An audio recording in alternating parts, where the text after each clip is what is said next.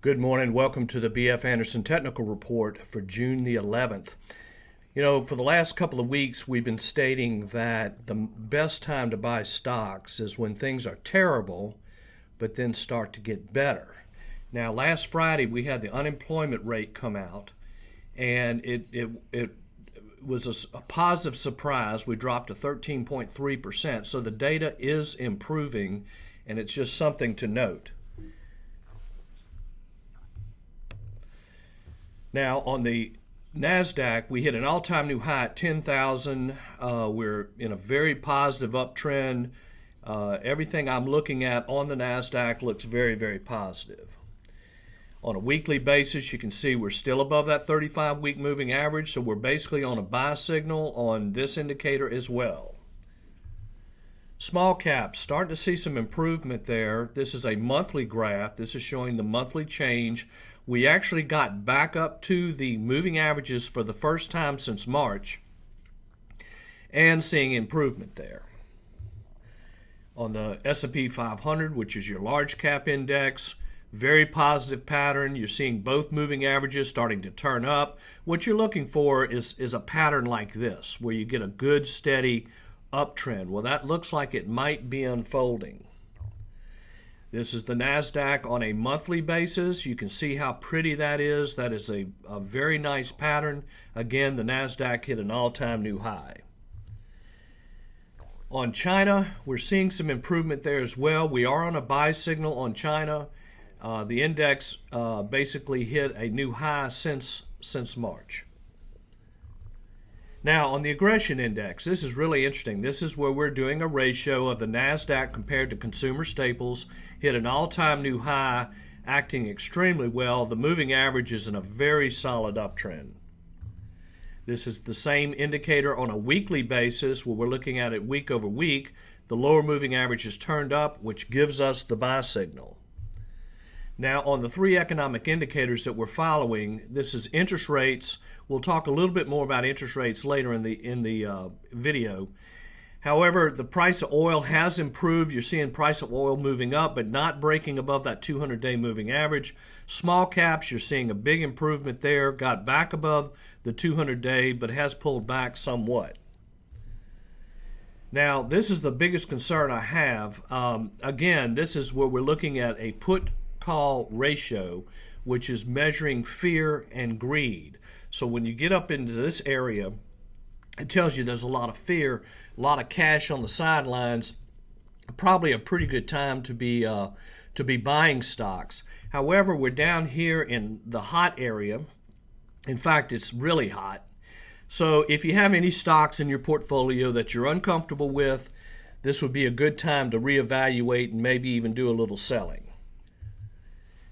Okay, back to the S&P 500 on a daily basis. We're seeing, again, a very solid, nice, steady uptrend. We did break above the 200-day moving average, rallied to 3,200 on the S&P. Looks very solid.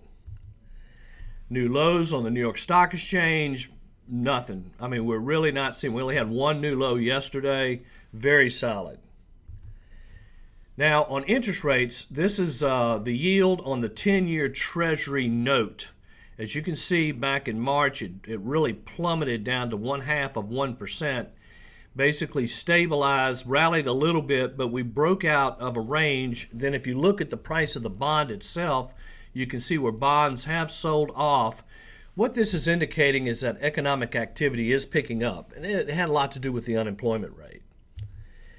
Now, on the Russell, this is an interesting analysis of the Russell 2000, which is the small cap stocks.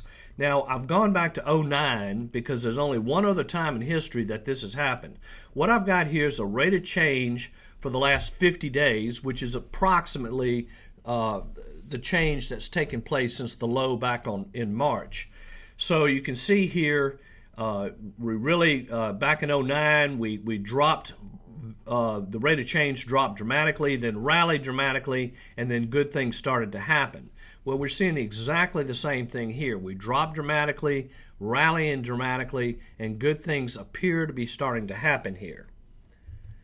Now, on a few of the Other areas that we really don't get involved in, we don't buy airline stocks, at least at this time. I know Warren Buffett pretty much sold all of his. This is the airline index. Basically, the market's starting to broaden out here. So you can see the airlines came way down here, made a low on March 23rd, have somewhat stabilized and somewhat turning up. Again, this is just showing that economic activity is picking up. Kind of go through them quickly. This is the transportation average, kind of a similar story. This is the oil group. This is energy improvement. Here are the banks, the financials, mainly the banks and insurance companies. You can see improvement there. In fact, they got up to the 200-day moving average, pretty much stalled out and have pulled back, but improving. This is the industrial sector. Again, we're seeing improvement there. Actually broke through the 200-day moving average and has pulled back to it. Now, on the top 5, again, this is a watch list. Dexcom is a stock that we've owned in the past. I tell people all the time, I said, we'll find a stock. Like, take, for example, Tesla, which we'll talk about here in a minute. We have started investing in Tesla 9 years ago, and so we have continued to stay with it because we really understand the story and we think there's tremendous potential. Same would be true here for Dexcom. You get into one of these situations where the stock breaks down. Well, we sold the stock, probably shouldn't have, but we did. And, this is not the first time we've had to do something like this. But Dexcom is definitely breaking back out of a basing pattern. This would be called a pocket pivot buy signal, breaking above the 10-day, held the 50-day. Stock looks interesting. NVIDIA, top-level semiconductor company, broke out to an all-time new high yesterday. Looks very solid. Tesla continues to rally, got up to 1,027 yesterday, all-time new high. Like I say, we have been investing in this company for roughly over 8 years. We actually we discovered the company back in 2011 when it was only $27 a share. So it's been a good one for us, and we continue to be interested. Zoom Video, which is a beneficiary of all the activity with the virus, you can see here close to a new high, acting very solid. This is Zscaler, which is cybersecurity, held the 10-day moving average, kind of turning up here, looks positive. So all in all I can say is we're probably going to have some back and fill. The only concern I have is that sentiment has gotten very hot. There's a little bit of too much optimism, but let's just see what happens. Would not be surprised if the market were to pull back a hair or two. Thank you. Let me know if you have any questions.